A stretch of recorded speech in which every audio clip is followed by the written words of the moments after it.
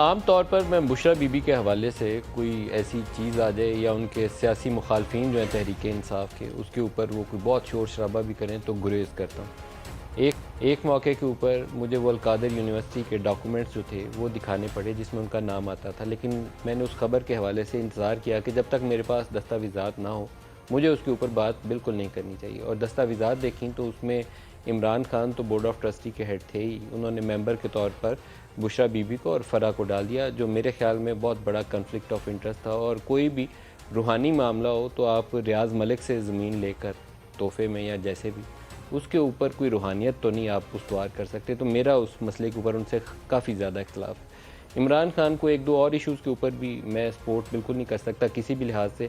एक, जलसों के अंदर इस्लाम का नाम इस्तेमाल करके सियासी मकासद हासिल करना, मेरा इससे असूली इख्तिलाफ़ है। जो भी करेगा मैं उसकी मुखालफत करूँगा। और दूसरा, सियासी बयानियों को वो रंग देना जिससे मुल्क में फ़साद वाली कैफियत हो जाए। बहुत से लोग इस हवाले से उनका साथ दे रहे हैं, रिटायर्ड आर्मी के लोग भी दे रहे हैं, लेकिन एक चीज़ होती है कि यहाँ आपको तसल्ली होनी चाहिए जब हम यहाँ बात करते हैं। मुझे लगता है कि ये पाकिस्तान के मफाद में नहीं है कि हम फ़साद की वो शक्ल सामने ले आएँ जिससे हमने अरब दुनिया के अंदर अरब स्प्रिंग होते देखी थी। पाकिस्तान में हुकूमतें बनने में और गिरने के अंदर इस्टेब्लिशमेंट का बहुत मौसर रोल पिछले तवील अरसे से मैं देखता आ रहा हूँ, जब से इस प्रोफेशन में। ये झूठ होगा कि कहें कि उनका हुकूमतें बनने में और गिराने में कोई रोल नहीं, बिल्कुल बहुत झूठ होगा, मैं ये ऑन एयर नहीं कह सकता। इमरान खान की हुकूमत के बनने में भी उनका रोल था, अगर जाने में रोल था तो उनके बनने में भी रोल था। इसी तरीके से नवाज़ शरीफ की IGI से पहले से जनरल जिलानी लाए थे, ज़िया ने साथ दिया था, वो कहानी छोड़ भी दें तो IGI वाला पूरा फार्मूला जो था जिसमें नवाज़ शरीफ को खड़ा किया गया था पीपल्स पार्टी के मुखालिफ, ऐसे ही इमरान खान को खड़ा किया गया था नवाज़ शरीफ के मुखालिफ। तो बहुत बेहतर हो कि इस्टेब्लिशमेंट जो अब खुद को न्यूट्रल कहती है वो एक्चुअली न्यूट्रल हो भी जाए और किसी इमरान खान को, किसी नवाज़ शरीफ को, किसी बेनज़ीर के ख़िलाफ़ या किसी नून लीग के ख़िलाफ़ खड़ा करने के लिए उसका सहारा ना बने, उसको वो बिसाखियाँ ना दे। लेकिन बुशरा बीबी की तरफ वापस आता हूँ। बुशरा बीबी, मेरा उनकी फ़ैमिली से ताल्लुक़ है, इसलिए मुझे बोलने से गुरेज़ होता है कि मुझे बोलना नहीं चाहिए। और कुछ अरसे से बड़ा अच्छा ताल्लुक़ है और मैं उनकी बड़ी दिल से इज़्ज़त करता हूँ। दो राय नहीं है, इसलिए जो चीज़ होती है सच ऑन एयर बोलता हूँ कि मैं उनकी इज़्ज़त करता हूँ, अभी भी करता हूँ, उसमें अभी भी कोई तब्दीली नहीं आई है। एक ऑडियो सामने आई है और जिसके ऊपर मेरे चैनल ने भी मुझे कहा कि मुझे बात करनी चाहिए, लेकिन मैंने परहेज़ किया। फिर बहुत सारे जो हमारे मीडिया के साथी हैं उन्होंने भी मुझे कॉल भी की, मैसेजेस भी किए, लेकिन मुझे था कि मैं अपने प्रोग्राम में ही बात करूँ तो ज़्यादा बेहतर है कि बजाय कोई और रंग उसको कोई और शक्ल दे दे।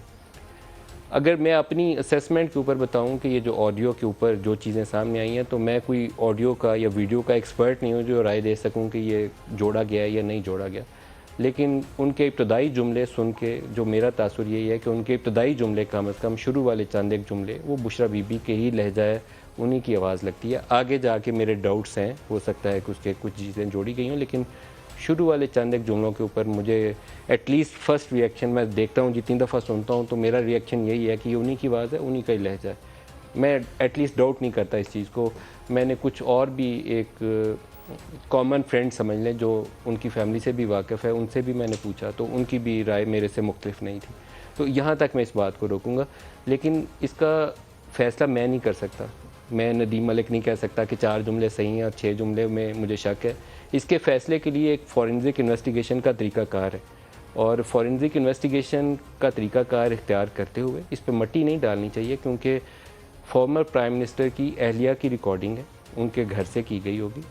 मैं कहूँ कि मेरा फ़ोन रिकॉर्ड होता है, कोई शख्स कहे तो हमारी तो कोई आवाज़ सुनता नहीं, लेकिन अगर वज़ीर आज़म का अपना या उसकी अहलिया का फ़ोन भी महफूज नहीं है तो फिर पाकिस्तान में किसी का फ़ोन भी महफूज नहीं है। दूसरा, उनके सियासी रोल के ऊपर सवालात आ जाते हैं। दोनों के ऊपर मेरे ख़्याल में पाकिस्तान तहरीक इंसाफ को सबसे पहले पोजीशन इख्तियार करनी चाहिए थी, इंटरनली भी और मीडिया के ऊपर भी। लेकिन आम तौर पर सियासी जो लीडर है किसी भी जमात का, उसके आगे वो मियाँ मिट्ठू की तरह आके सारे बोल तो सकते हैं, लेकिन उसको क्वेश्चन करने की सलाहियत किसी के अंदर भी नहीं है।